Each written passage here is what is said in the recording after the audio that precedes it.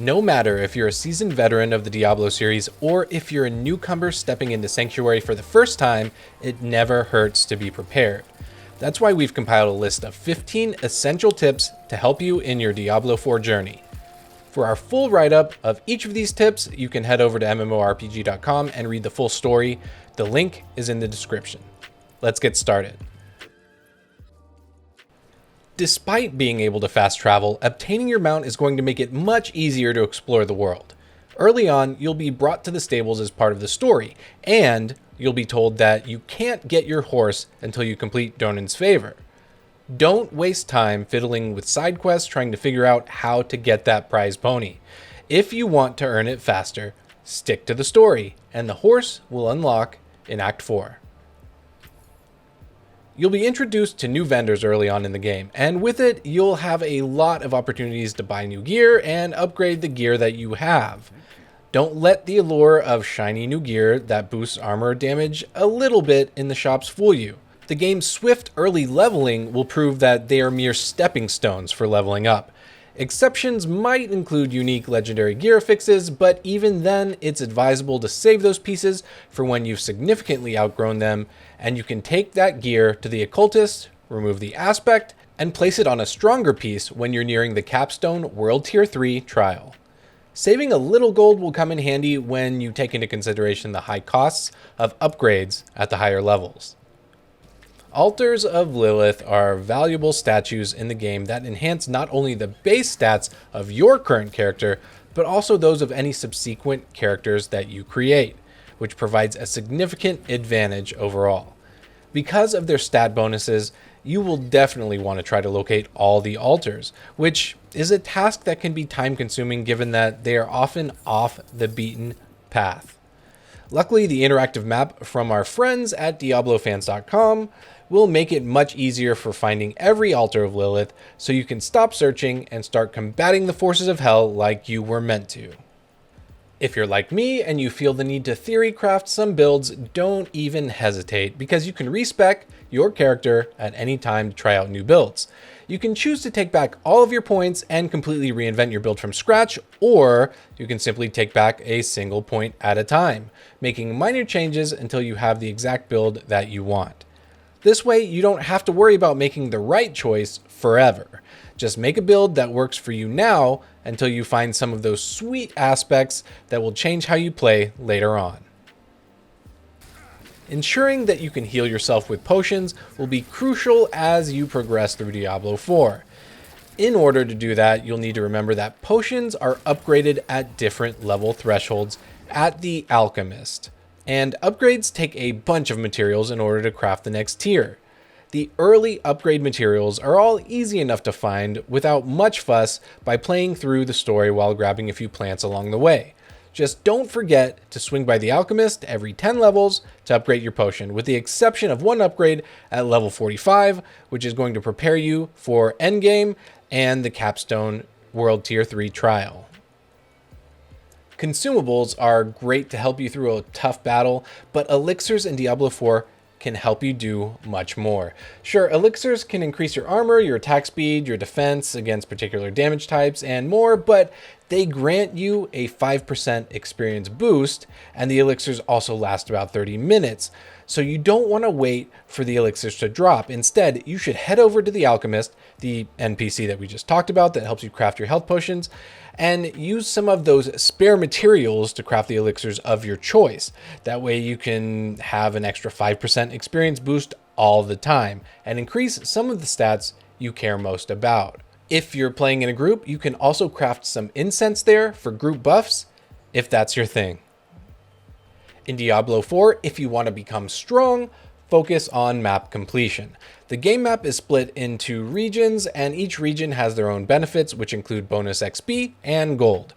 But the real rewards that are account-wide are the skill points, potion capacity, and an increase to your maximum obols. And you'll also get some Paragon points, which you can use to upgrade your Paragon skill tree, which is a separate class tree that you unlock after level 50. In order to unlock these region bonuses, you simply need to complete dungeons, find waypoints, unlock altars of Lilith, discover all the areas, and, well, you get the gist. but you can find out what is left to complete in the Region Progress tab of your map. You'll definitely want to check that out. There will come a time when you're going to want to prioritize finding the best gear and meticulously re-rolling stats, upgrading them, and changing or adding new aspects to them. In order to do that, you'll need to salvage some gear in order to have the right materials for the upgrades, and of course, you'll want some gold in your pocket as well. However, each gear piece has its own visual style too, and you can add these styles to your wardrobe by heading to the blacksmith and salvaging an unknown style. You can find styles that you haven't unlocked when you're salvaging at the blacksmith by the little icon on each style that you haven't unlocked and a notation at the bottom that states it will unlock a new look on salvage. This way you can easily see which items you can salvage and which you might want to sell instead. If you're a Diablo veteran or just an ARPG powerhouse, you'll be able to challenge the Cathedral of Light capstone dungeon when you're far below level 50. And there's a good chance you might actually win, despite the battle being quite challenging. But take it from my experience, the enemies of World Tier 3 start at around level 53, which means that everything starts with an extreme advantage against you, even if you beat it at level 50. Rushing to World Tier 3 may not be the type of challenge that's even worth it until you're close enough to level 50 to make use of all the new gear that you'll find. But if you really are angling to brave World Tier 3, a little underleveled, there is one upside. The increase in experience for getting to World Tier 3 will help you hit that level 50 mark much faster. Just remember, if you do go to World Tier 3 early and can't hack it, you can always drop back down to World Tier 2 until you're ready. While adventuring through Diablo 4, you're going to come across locked treasures known as silent chests. You definitely don't want to pass these treasure chests without any whispering keys. Luckily, whispering keys are actually quite easy to find if you know where to get them. All you need are a few obols, which drop from completing world events and obol caches, and then you can head on over to the Purveyor of Curiosities and scroll to the bottom of their gear list, which he sells whispering keys for 20 obols a pop. You'll want to stock up with several whispering keys before you even head out into the world, and then make sure that you head back to the Purveyor when your obols get close to maxing out, because they will max out and you don't want to just leave obols on the ground. Then just buy more keys or take a chance and roll for some new gear. You might actually get some nifty new legendaries if you're lucky. It's easy to rush through the story and forget to stop and grab waypoints when you rush past them. Let this be a reminder that grabbing new waypoints will not only help you speed around the world faster, but they are also necessary as part of map completion. The last thing you want to do is have to run back to a remote part of the map to grab a waypoint that you forgot. But if you're not sure if you're missing any waypoints, utilize the interactive map at Diablo Fans to make sure you've grabbed them all. After a particularly tough battle and the boss explodes in a rainbow of different rewards, the next question you may ask yourself is, do I have enough bag space to haul all of this back? And chances are, if you're in a dungeon, the answer is probably no. In Diablo 4, you don't have to decide if you should pick up everything or leave some behind. At any time in a dungeon or out in the open world, you can open a portal to the town of your choice and sell or salvage items, and then return exactly where you left off. All you have to do is choose a location on your map, and once you're there and in the town and done selling, return to the portal you created, which is located just above the waypoint. Don't leave your trash gear behind. Turn your trash into gold. If you're rushing through the story so you can get your horse, or you just want to get the story done, you don't have to worry about whether side quests will be there when you're done.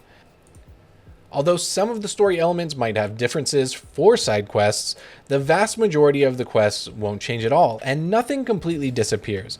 That means that you don't have to worry about missing a few quests along your story journey. Just come back to them when you want. And even if you skip the story entirely on your next character, all of the same missions will be there for you to play through again. Take the game at your own pace, without worrying about missing questing content. It will be there. In the early game, if you really want to create a build with legendary gear, but you're finding it hard to get those drops, you can easily craft these items at the Occultist.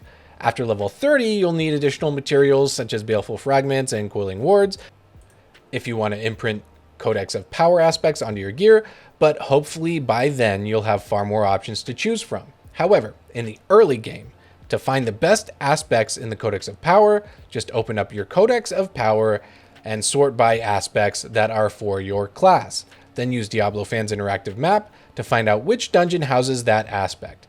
That way you can plan out which dungeons to beat to unlock that Code of Power aspect and have a ton of legendary items, even if you've never gotten a legendary drop.